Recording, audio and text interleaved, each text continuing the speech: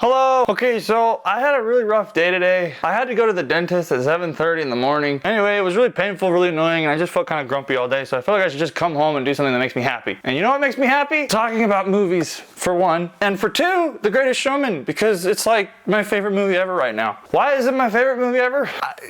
Everything about it, honestly. So The Greatest Showman is directed by this dude. And this dude has literally directed only short films. Like, the guy has never actually directed like a feature-length theatrical movie that everyone saw. I think it's pretty impressive that given his little filmography, he was still able to make this huge movie with Hugh Jackman, Zendaya, Zac Efron. It's crazy. Like, that's really impressive. And the movie was good. Like, it was really good. So I was serving a mission while this movie was being made and while it came out. I didn't get to see the movie when it came out. I was out of town. When I came back, the first movie I watched was The Greatest Showman. We sat down on the couch and I'm like, okay, let's watch a movie. And keep in mind, I haven't seen any trailers. I only heard like one of the songs briefly. I didn't really know anything about this movie. I just knew that it was about a guy and the circus. That's all I knew about the movie. So I was like, okay. So I'm watching the opening, and literally as soon as the chorus drops for the first song, The Greatest Show, this is what my face is when it happens. Tell me, do you wanna go where it's covered in all Oh my God.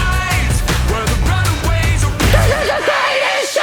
And it's so funny because while I was watching it, my parents and my siblings were all singing along to the movie as it was happening, but I was the only person who hasn't actually watched the movie, so I'm just sitting there just like, yeah, you guys are all singing it and just having a great time. I'm watching it for the first time. I didn't know the lyrics. I know them now though, of course. After the first number, I literally looked at my mom and I was like, so far so good. And then, you know, the movie's all glamorous and big, but then it actually gets personable. Talks about like this little kid, P.T. Barnum. He's got all these dreams, he's got his little girl crush, and I know what that's about. I loved that scene, I loved that song. It just made me feel alive. It made me feel like I have dreams. And I love that he says, I think of what the world could be, a vision of the one I see. Because we all have a vision of what the world could be. I have a vision of what the world could be. So the first number, I was like, that's my favorite number in the whole show. I know it was just the first number, but hang on. And then I watched the second song and I'm like, that's the best number in the whole show. And then I watched the next one and I'm like, that's the best number in the whole show. Like, literally every number is the best one. Which, how do you...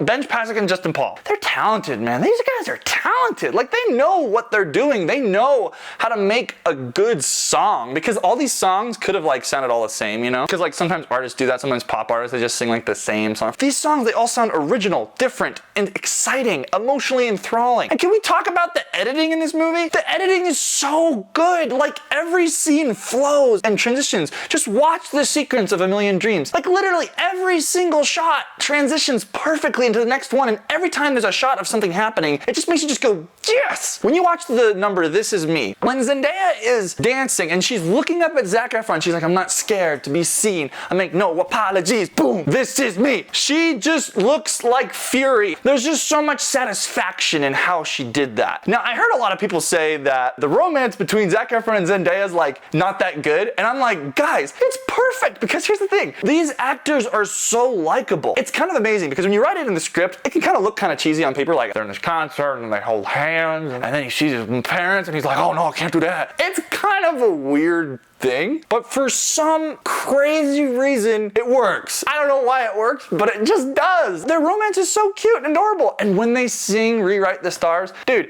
I was like so emotionally invested in what was going on. I love the cinematography in this movie too. Like the opening when he's like in the dark and he's like silhouette, he's in the shadows, and then he's like coming out and then he's dancing. Everything in that is just absolutely brilliant. So I really relate to P.T. Barnum because I love that he has a vision. He has an idea, and he's like, I want to do this. And everyone around him's like, okay, like, are you sure about this? He gathered these people and gave them a family, and he brought them all together. P.T. Barnum was the only one who saw this potential in these people. Everyone else is like, nah, I don't really see it. Basically, I have a vision when I make movies, and I love that P.T. Barnum has a vision too. He's just living a normal, happy life. He has his family and kids, but he wants more. He wants the magic. And that's how I feel sometimes. You know, I think we all have times we're just kind of getting in a rut. We're just kind of going to a rhythm of life. But then we realize we want more. We want more in life. We want more fulfillment. And so we look for it. And it's just, I love that scene where he's talking to Michelle Williams. He's just saying, I just wanted to be more than I was. That's what he wanted. He just wanted to be more than he was. I relate to that because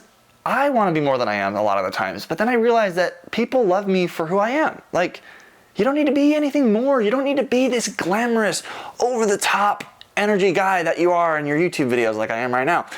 You can just be you. You don't have to be anybody else, and you can just.